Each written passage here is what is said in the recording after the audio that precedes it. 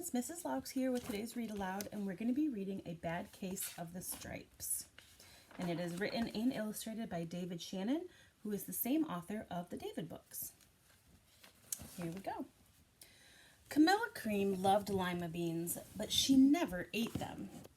All of her friends hated lima beans, and she wanted to fit in. Camilla was always worried about what other people thought of her. Today, she was fretting even more than usual. It was the first day of school, and she couldn't decide what to wear.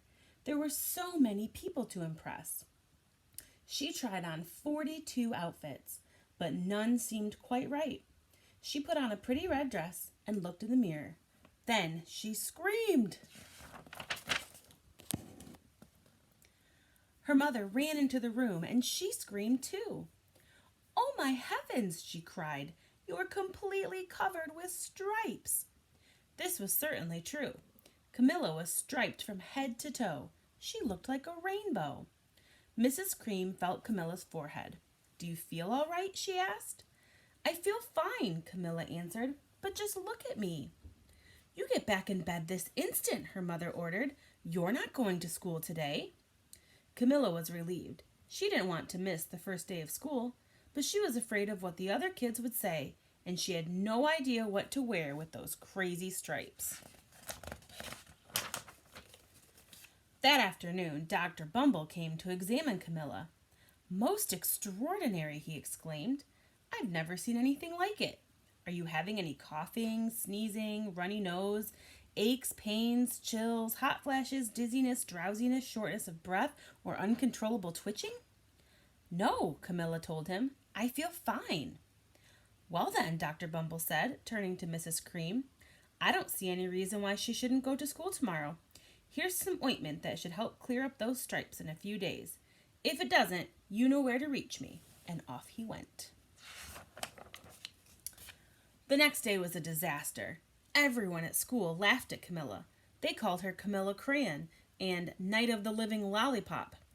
She tried her best to act as if everything were normal, but when the class said the Pledge of Allegiance, her stripes turned red, white, and blue, and she broke out in stars.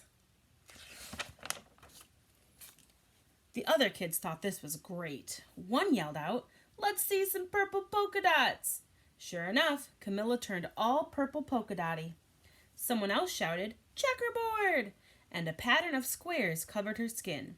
Soon, everyone was calling out different shapes and colors, and poor Camilla was changing faster than you can change channels on a TV.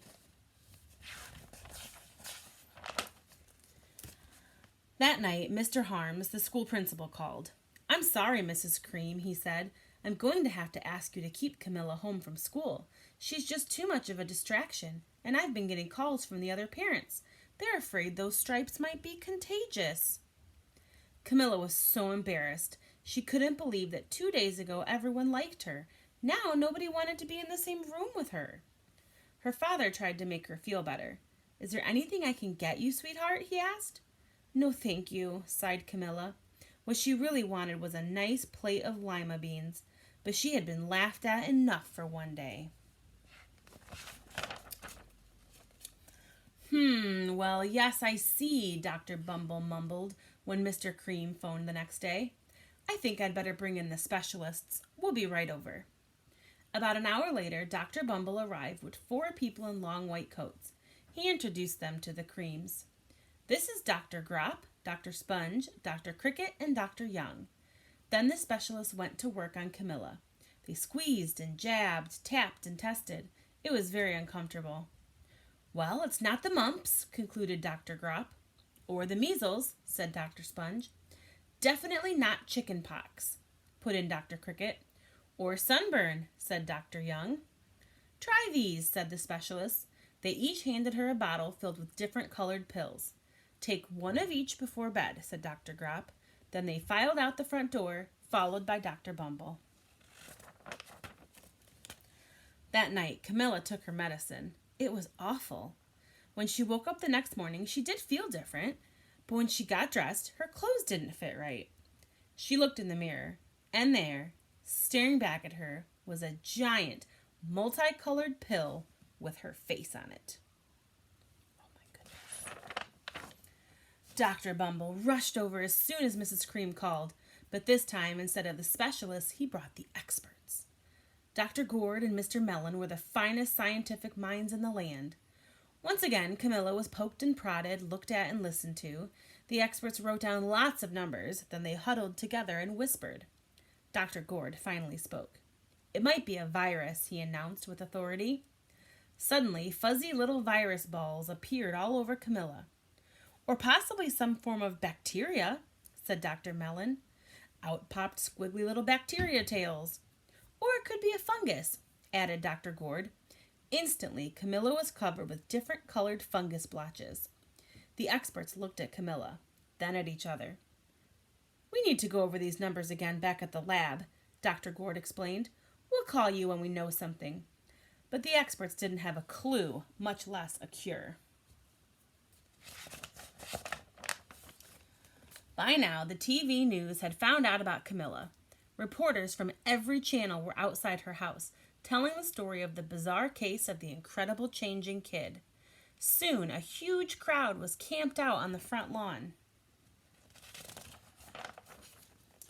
The Creams were swamped with all kinds of remedies from psychologists, allergists, herbalists, nutritionists, psychics, an old medicine man, a guru, and even a veterinarian. Each so-called cure only added to poor Camilla's strange appearance until it was hard to even recognize her. She sprouted roots and berries and crystals and feathers and a long furry tail, but nothing worked. One day, a woman who called herself an environmental therapist claimed she could cure Camilla. "Close your eyes," she said. "Breathe deeply and become one with your room." "I wish you hadn't said that," Camilla groaned. Slowly, she started to melt into the walls of her room. Her bed became her mouth, her nose was a dresser, and 2 paintings were her eyes. The therapist screamed and ran from the house. "What are we going to do?" cried Mrs. Cream. "It just keeps getting worse and worse." She began to sob.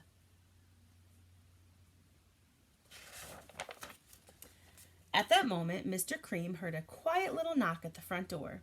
He opened it, and there stood an old woman who was just as plump and sweet as a strawberry. "Excuse me," she said brightly, "but I think I can help." She went into Camilla's room and looked around. "My goodness," she said with a shake of her head. "What we have here is a bad case of the stripes. One of the worst I've ever seen." She pulled a container of small green beans from her bag. "Here," she said. "These might do the trick." "Are those magic beans?" asked Mrs. Cream. "Oh my, no," replied the kind old woman. There's no such thing. These are just plain old lima beans.